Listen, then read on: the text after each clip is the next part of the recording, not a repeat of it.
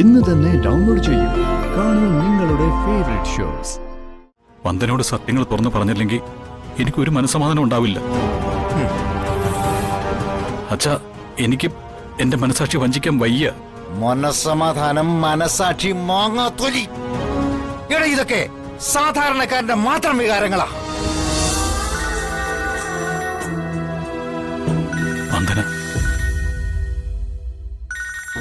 Car ആക്സിഡന്റിനെ കുറിച്ചുള്ള സത്യങ്ങള് വന്ദനയോട് തുറന്നു പറഞ്ഞാലോ?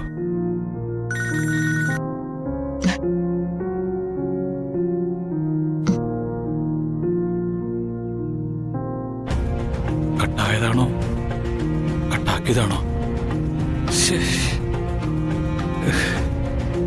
എന്തായി മോളെ? എടുക്കുന്നില്ല, കട്ടായി പോയി. മോളെ ഒന്നുകൂടെ ഒന്ന് വിളിച്ചു നോക്ക്.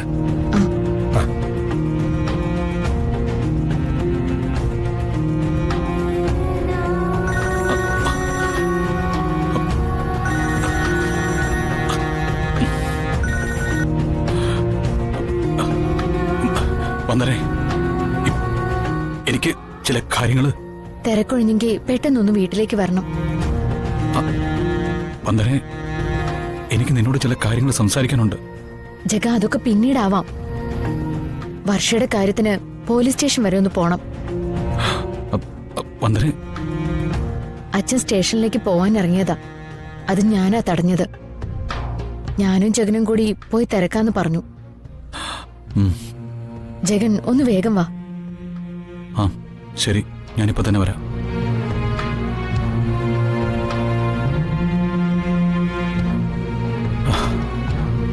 ആക്സിഡന്റിനെ കുറിച്ച് പറയാൻ ശ്രമിച്ചതാ. പറയാൻ സമയം തരണ്ടേ? ഇനിയും അത് ഉള്ളിൽ ഒളിപ്പിച്ച് നടക്കാൻ എനിക്ക് വയ്യ. ഇന്ന് തന്നെ എങ്ങനെയെങ്കിലും സത്യങ്ങൾ വന്ദനോട് പറയണം.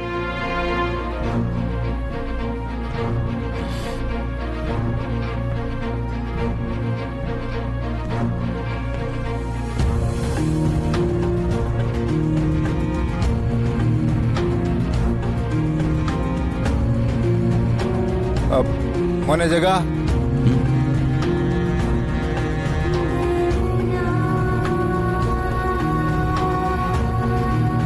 നീ അങ്ങോട്ടാ?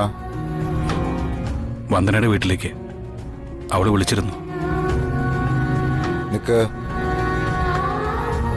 നിന്റെ നിർബന്ധത്തിന് വഴങ്ങിയ ആ ആക്സിഡന്റിന്റെ കാര്യം ഞാൻ തുറന്നു പറഞ്ഞത്. അത് മണ്ടത്തരമായി പോയെന്ന് ഇപ്പൊ തോന്നുന്നു. അല്ലച്ച, അത് നടന്നു കഴിഞ്ഞപ്പോ തന്നെ മകനോട് തുറന്നു പറയാതിരുന്നതാണ് മണ്ടത്തരം. അന്ന് ഞാനത് പറഞ്ഞിരുന്നെങ്കിൽ നീ ഇപ്പോഴും ജയിലിലായിരുന്നേനെ. 2 ജീവനെടുത്തിന്റെ ശിക്ഷ അനുഭവിച്ചു തീർക്കുന്നുള്ള സംതൃപ്തി ആ ജയിൽവാസത്തിനുണ്ടാവുമായിരുന്നു. ഇങ്ങനെ കുറ്റബോധം കൊണ്ട് നീറിപ്പോയുണ്ടായിരുന്നു. ഇനിയത് പറഞ്ഞിട്ട് കാര്യമില്ല. എന്തായാലും ആ കാര്യം വന്ദനയോട് തുറന്നു പറഞ്ഞാലോ എന്നുള്ള ആലോചനയില്ല ഞാൻ. ആ ആക്സിഡന്റിനെ കുറിച്ച് വന്ദനയോട് തുറന്നു പറയാനോ?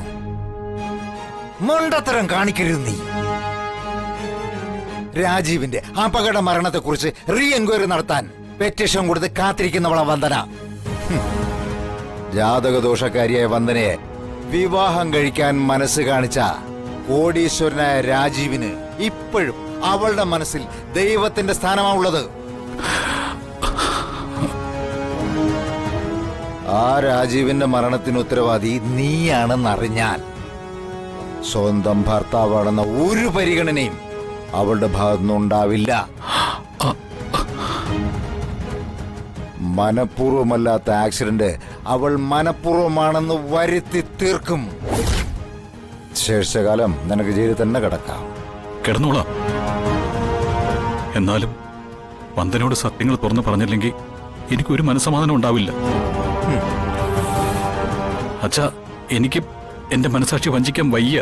മനസ്സമാധാനം, മനസാക്ഷി, മാങ്ങാത്തൊലി, ഇതൊക്കെ സാധാരണക്കാരന്റെ മാത്രം വികാരങ്ങളാ. നമ്മളെപ്പോലുള്ള രാഷ്ട്രീയക്കാരന് അതൊന്നും പാടില്ല.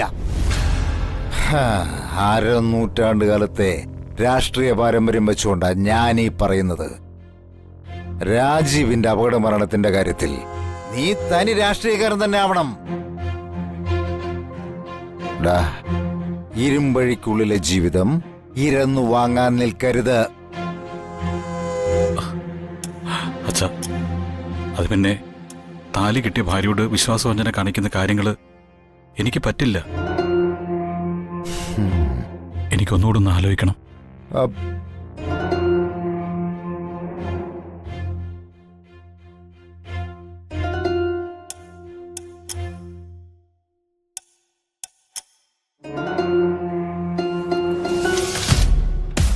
ഈശ്വര, എല്ലാം കൈവിട്ടു പോകോ?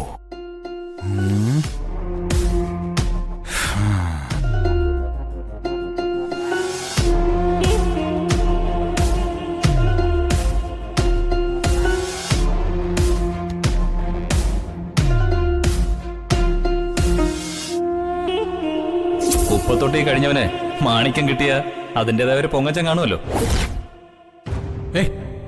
വിക്രം, വേണ്ട. വേണ്ട. എന്റെ ദേഹത്ത് തൊട്ടപ്പോ തന്നെ നിന്റെ അന്ത്യത്തിലുള്ള കുറി നീ തന്നെ കുറിച്ച് കഴിഞ്ഞു.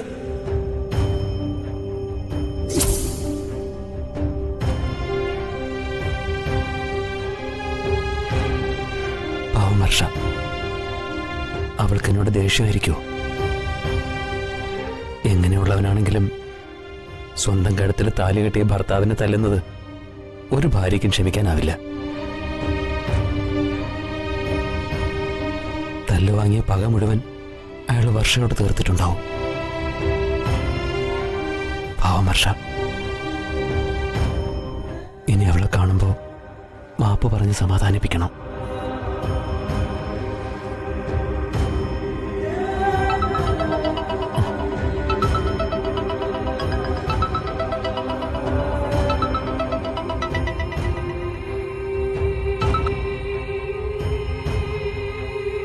ഹലോ ദേവിക. ഹലോ ശ്യാം, നീ എവിടെയാ? ഞാൻ വീട്ടിലാ. ഫ്രീ ആണോ? നിനക്കെന്താ പരിപാടി? അതാദ്യം പറ. അത് കൊള്ളാം. ചോദ്യത്തിന് മറു ചോദ്യമാണോ ഉത്തരം? അല്ല, നിന്റെ അമ്മ ഫോൺ വിളിച്ചപ്പോ പറഞ്ഞത് നീ അധിക സമയവും ധ്യാനത്തിലും മെഡിറ്റേഷനിലും ഒക്കെ ആണെന്നാണല്ലോ. നീ ഇപ്പൊ ചിരിക്കല്ലേ? അതുകൊള്ളല്ലോ. അവിടെ ഇരിക്കുന്ന നിനക്ക് ഞാൻ ചിരിക്കുന്നു എന്ന് എങ്ങനെ അറിയാം? അതാണ് ദേവിക. കൊള്ളാം. ദേവികയെ കണ്ടത് മുതല് എന്റെ മൗനവ്രതത്തിന്റെ ആയുസ് കുറഞ്ഞു എന്നാ അച്ഛന്റെ അമ്മയുടെ അഭിപ്രായം. മൗനവ്രതത്തിന്റെ ആയുസ് കുറഞ്ഞെങ്കിൽ എനിക്കിനി ധൈര്യമായിട്ട് സംസാരിക്കാലോ. നമുക്കൊന്ന് മീറ്റ് ചെയ്താലോ? സോറി ദേവിക, ഇന്ന് കാണാൻ പറ്റില്ല. അത്യാവശ്യം ചില പരിപാടികളൊക്കെ ഉണ്ട്.